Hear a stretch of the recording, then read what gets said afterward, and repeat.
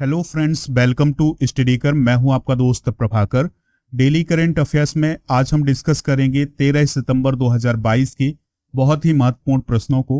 Lecture आप last तक जरूर देखिएगा, बहुत ही इंपॉर्टेंट लेक्चर होने वाला है एग्जाम के पॉइंट ऑफ व्यू से। चैनल पर अगर आप नए आए हैं तो चैनल को सब्सक्राइब जरूर करें, दोस्तों को शेयर जरूर कर दें इस वीडियो को, क्योंकि बहुत ही इंपॉर्टेंट वीडियो है। तो आज का मोटिवेशन है, जो अपने कदमों की काबिलियत पर विश्वास रखते हैं वो ही अक्सर मंजिल पर पहुंचते हैं। तो दोस्तों, अगर आपने सही दिशा में अपना कदम उठाया है तो उस पर विश्वास कीजिएगा, आपको मंजिल जरूर मिलेगी। आज का पहला क्वेश्चन है, इंपॉर्टेंट है। किस पीठ के शंकराचार्य स्वरूपानंद सरस्वती का निधन 11 सितंबर 2022 को हो गया है?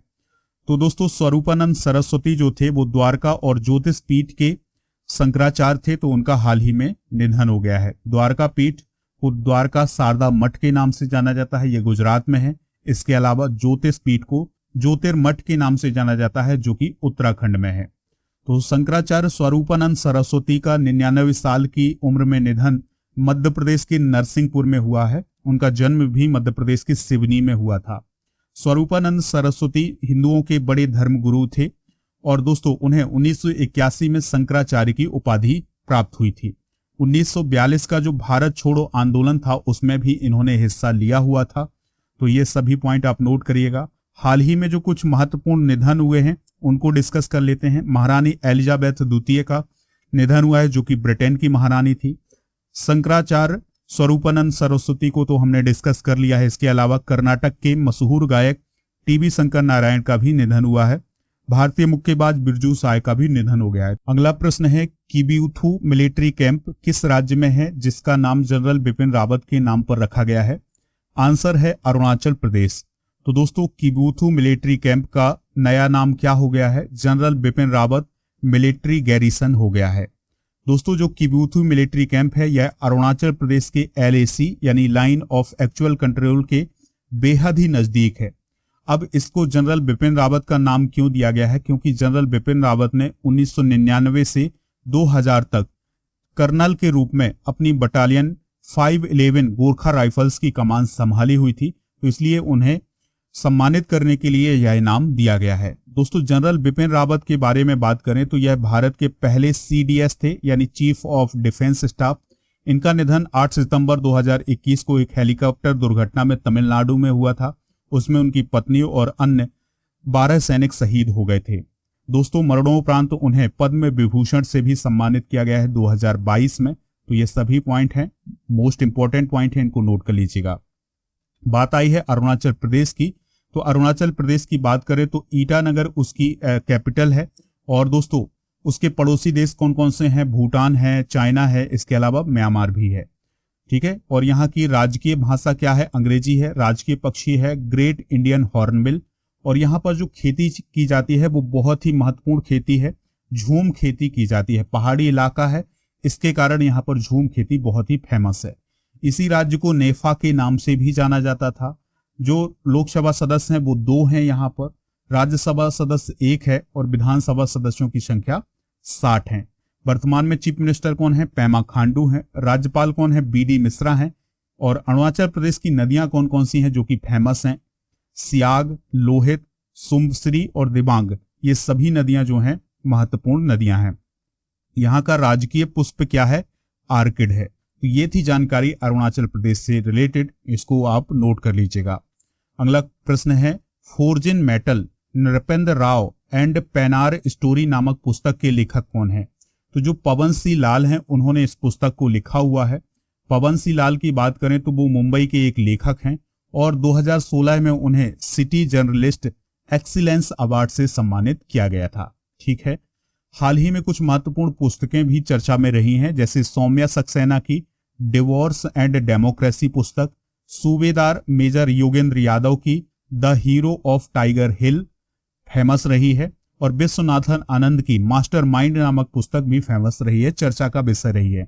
दोस्तों, इस पुस्तक को आप याद रखिएगा, सूबेदार मेजर योगेंद्र यादव। ठीक है। तो इनकी जो पुस्तक है द हीरो ऑफ टाइगर हिल, तो ये आपको याद रखना है, ये सूबेदार मेजर योगेंद्र यादव की आत्मकथा है। अगला प्रश्न है, क्रिकेट का एशिया कप 2022 का खिताब किस देश ने जीता है? तो ये श्रीलंका ने जीता है। किसको हराकर जीता है? पाकिस्तान को हराकर जीता है। श्रीलंका ने पहले बल्लेबाजी की, 170 रन बनाए और जो पाकिस्तान की टीम थी वो 147 रनों पर सिमट गई, ऑल आउट हो गई, जिसके कारण श्रीलंका जो है वो 23 रनों से जीत गया। इस साल जो एशिया कप हुआ है यह इसका 15वां संस्करण हुआ है और इसका फाइनल मैच दुबई के दुबई इंटरनेशनल क्रिकेट स्टेडियम में हुआ है। दुबई कहाँ है? यूएई में है। कहां पर है दोस्तों? यूएई में है, ठीक है। और दोस्तों प्लेयर ऑफ द मैच किसे मिला है? तो श्रीलंका के भानुका राजपक्षे को मिला है। इसके अलावा प्लेयर ऑफ द सीरीज का पुरस्कार वनिंदु हंसरंगा को मिला है। तो ये कुछ इंपॉर्टेंट पॉइंट हैं, इन्हें आप नोट कर लीजिएगा। देखिए दोस्तों, एशिया कप की बात करें तो इसका पहला एडिशन जो हुआ था वो 1984 में हुआ था। कब हुआ था? 1984 में हुआ था। और कहां हुआ था? दुबई में हुआ था, ठीक है। सबसे अधिक बार किस टीम ने एशिया कप को जीता है? तो 7 बार इंडिया ने जीता है, 6 बार श्रीलंका ने जीता है और 2 बार पाकिस्तान ने जीता है। तो इस बार जो श्रीलंका ने खिताब जीता है ये 6वीं बार खिताब जीता है, ठीक है। और इसको कंट्रोल कौन करता है? तो दोस्तों इसको कंट्रोल करता है एशियन क्रिकेट काउंसिल, जिसे एसीसी बोलते हैं। और एसीसी के चेयरमैन कौन है? याद रखना है, जय शाह हैं। अगला प्रश्न डिस्कस करने से पहले आज के एक्स्ट्रा नॉलेज को डिस्कस कर लेते हैं। तो इसमें आज हम विभिन्न कंपनियों के सीईओ डिस्कस करेंगे। जैसे गूगल और अल्फाबेट के सीईओ हैं सुंदर पिचई, यूट्यूब के सीईओ हैं सुसान वेंजोस्किक और फेसबुक के सीईओ हैं मार्क जकरबर्ग, अमेज़न के एंडी जेसी, माइक्रोसॉफ्ट के सत्य नाडेला, ट्विटर के पराग अग्रवाल, एडोब के शांतनु नारायण, आईबीएम के अरविंद कृष्णा, टेस्ला और स्पेस एक्स के एलन मस्क, मास्टर कार्ड के अजय पाल सिंह बंगा और इन्फोसिस के कौन है सीईओ? सलिल पारेख हैं। और स्टारबक्स के सीईओ कौन है? लक्ष्मण नरसिम्हन है। लक्ष्मण नरसिम्हन को याद रखिएगा, इनकी हाल ही में नियुक्ति की गई है। अगर आप इस वीडियो का पीडीएफ प्राप्त करना चाहते हैं तो पीडीएफ मिलेगा आपको हमारे ऐप पर। ऐप का लिंक डिस्क्रिप्शन में है, तो वहां पर जाइए, डाउनलोड करिए, या फिर आप गूगल प्ले स्टोर से भी डाउनलोड कर सकते हैं। स्टडी कर सर्च करना है। इसके बाद आप स्टडी मटेरियल पर जाएंगे ऐप पर, तो आपको पीडीएफ मिल जाएगा। अगला प्रश्न है, वर्ल्ड फर्स्ट एड डे 2022 कब मनाया गया है? तो इसका आंसर है 10 सितंबर को मनाया गया है। देखिए दोस्तों, हर साल 10 सितंबर को नहीं मनाया जाता है यह दिवस। जो सितंबर का दूसरा शनिवार होता है उस दिन मनाया जाता है वर्ल्ड फर्स्ट एड डे। तो इस साल 10 सितंबर को मनाया गया है। हाल ही में 1 सितंबर को राष्ट्रीय पोषण दिवस मनाया गया है, 2 सितंबर को विश्व नारियल दिवस, 5 सितंबर को शिक्षक दिवस, 8 सितंबर को विश्व साक्षरता दिवस मनाया है और 14 सितंबर को हिंदी दिवस मनाने वाले हैं। तो ये पॉइंट हैं, वेरी वेरी इंपॉर्टेंट है, नोट कर लीजिएगा। अगला प्रश्न है, किस देश की क्रिकेट टीम के कप्तान एरॉन फिंच ने ओडीआई मैच से संन्यास ले लिया है, यानी वनडे क्रिकेट से संन्यास ले लिया है? तो एरॉन फिंच जो हैं वो ऑस्ट्रेलिया के कप्तान थे और उन्होंने अभी हाल ही में न्यूजीलैंड के खिलाफ 11 सितंबर को अपना आखिरी वनडे मैच खेला है और वो T20 वर्ल्ड कप में ऑस्ट्रेलियाई टीम के कप्तान के रूप में काम करेंगे, ठीक है।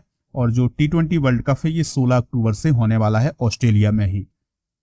ऑस्ट्रेलिया की बात आई है, प्राइम मिनिस्टर एंथोनी अल्बनीज हैं, कैपिटल क्या है? कैनबरा है और यहाँ के सम्राट कौन है? किंग्स चार्ल्स तृतीय हैं। अगला प्रश्न है, फॉर्चून इंडिया की रिच लिस्ट में भारत के सबसे अमीर व्यक्ति कौन बने हैं? नाम है उनका गौतम अदानी। तो दोस्तों, गौतम अदानी की जो संपत्ति है वो है 129.16 बिलियन अमेरिकी डॉलर। तो इतनी संपत्ति के साथ वो भारत के सबसे अमीर व्यक्ति हैं और दुनिया के तीसरे सबसे अमीर व्यक्ति हैं। ये दोनों पॉइंट आपको याद रखना है कि भारत के सबसे अमीर व्यक्ति गौतम अदानी हैं और दुनिया के तीसरे सबसे अमीर व्यक्ति कौन है? गौतम अदानी हैं। मुकेश अंबानी दूसरे स्थान पर हैं भारत में। इनकी संपत्ति है 94.57 मिलियन अमेरिकी डॉलर। फिर तीसरे स्थान पर सापुर मिस्त्री और साइरस मिस्त्री परिवार है, जिनकी संपत्ति है 32.35 मिलियन अमेरिकी डॉलर। और चौथे स्थान पर है राधा किशन दमानी, जिनकी संपत्ति है 27.53 बिलियन अमेरिकी डॉलर। तो ये पॉइंट हैं, इनको नोट कर लें। अगला प्रश्न है, UNESCO global network of learning cities में पहली बार किस भारतीय शहर को शामिल किया गया है? तो दोस्तों 3 शहर हैं, त्रिशूर, वारंगल और नीलांबुर। तो इन 3 शहरों को ही UNESCO global network of learning cities में शामिल किया गया है? तो इसका राइट आंसर होगा उपरोक्त सभी। ठीक है, तो केरल के 2 शहर हैं त्रिशूर और नीलांबुर, और तेलंगाना का एक शहर है वारंगल। तो इन्हीं को UNESCO global network of learning cities में शामिल किया गया है। और भारत सहित विश्व के 44 देशों के 77 शहरों को 2022 में इस सूची में शामिल किया गया है। और अब तक टोटल की बात करें तो टोटल 76 देशों के 294 शहरों को इस लिस्ट में शामिल किया जा चुका है। चलिए अब हम इस पूरी घटना को समझ लेते हैं कि यह घटना है क्या। तो दोस्तों, UNESCO global network of learning cities में जो ये शहर शामिल किए गए हैं उनमें सस्टेनेबल डेवलपमेंट गोल्स, जो कि 17 गोल्स हैं, 17 लक्ष्य हैं, उनको पूरा करने के लिए सपोर्ट किया जाएगा। ठीक है, यहां पर यह देखा जाएगा कि जो क्वालिटी एजुकेशन है और शहर सेफ है कि नहीं है, तो इसको बढ़ावा दिया जाएगा। इस प्रकार की सूची को 2013 से शुरू किया गया था और पहली बार भारत के 3 शहर नीलांबुर, त्रिशूर और वारंगल को शामिल किया गया है। नीलांबुर जो है यह केरल के मलप्पुरम जिले में स्थित है और यह इको टूरिज्म डेस्टिनेशन है। त्रिशूर की बात करें तो त्रिशूर को केरल की सांस्कृतिक राजधानी कहा जाता है। वारंगल तेलंगाना का सांस्कृतिक विरासत शहर है। तो ये अपने आप में शहर बहुत ही महत्वपूर्ण है, इसीलिए इनको UNESCO global network of learning cities में शामिल किया गया है। यूनेस्को की बात आई है तो इसका फुल फॉर्म कई बार एग्जाम में भी पूछ लिया गया है। United Nation Educational Scientific and Cultural Organization इसका फुल फॉर्म होता है।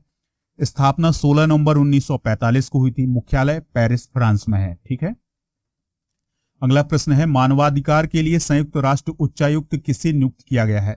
तो मानवाधिकार के लिए संयुक्त राष्ट्र उच्चायुक्त नियुक्त किया गया है वोल्कर तुर्क को। किसे नियुक्त किया है? वोल्कर तुर्क को। तो उन्होंने चिली के मिशेल बाचेलेट का स्थान लिया है। अब हम बात करते हैं संयुक्त राष्ट्र मानवाधिकार उच्चायुक्त की।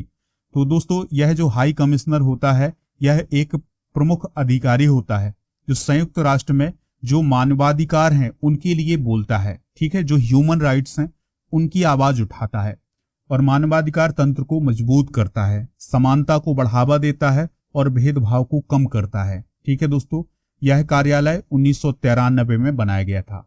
चलिए अब हम ऑप्शन डिस्कस कर लेते हैं। यहाँ पर टी राजा कुमार का नाम आया है, तो यह FATF financial action task force के अध्यक्ष हैं। एंटोनियो गुटरेज जो है वो संयुक्त राष्ट्र के महासचिव हैं। एंथनी अल्बनीज कौन है? ऑस्ट्रेलिया के प्राइम मिनिस्टर हैं। तो ये पॉइंट है, इंपॉर्टेंट है। अगला प्रश्न है किस दिन को राष्ट्रीय वन शहीद दिवस के रूप में मनाया जाता है? तो राष्ट्रीय वन शहीद दिवस कब मनाया जाता है? तो 11 सितंबर को मनाया जाता है। कब मनाया जाता है दोस्तों? 11 सितंबर को। तो भारत में हर साल 11 सितंबर को राष्ट्रीय वन शहीद दिवस के रूप में मनाया जाता है। इसका उद्देश्य क्या होता है? तो इसका उद्देश्य ये होता है कि उन कार्यकर्ताओं को याद किया जाए जिन्होंने वनों को बचाने के लिए यानी फॉरेस्ट को बचाने के लिए अपने प्राणों की आहुति दे दी। आपने चिपको आंदोलन सुना होगा, अपेक्को आंदोलन सुना होगा। तो ये सभी आंदोलन जो हैं वो वनों को बचाने के लिए हैं।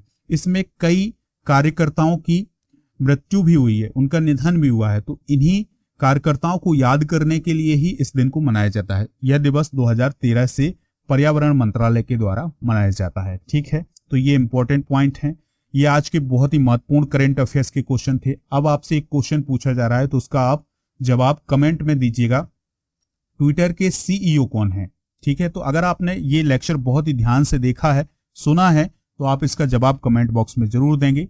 PDF प्राप्त करना है तो ऐप पर जाइए, ऐप को डाउनलोड कीजिएगा, लिंक डिस्क्रिप्शन में है। स्टडी मटेरियल पर जाएंगे तो आपको PDF मिल जाएगा। फ्री टेस्ट पर जाएंगे तो आप इसका टेस्ट भी दे सकेंगे। देखिए दोस्तों, अगस्त माह के जो मंथली करंट अफेयर्स की PDF है वो आपको उपलब्ध हो जाएगी एप्लीकेशन पर। उसको अपलोड कर दिया गया है, तो वहां पर जाइए, आप इसको डाउनलोड कर सकते हैं।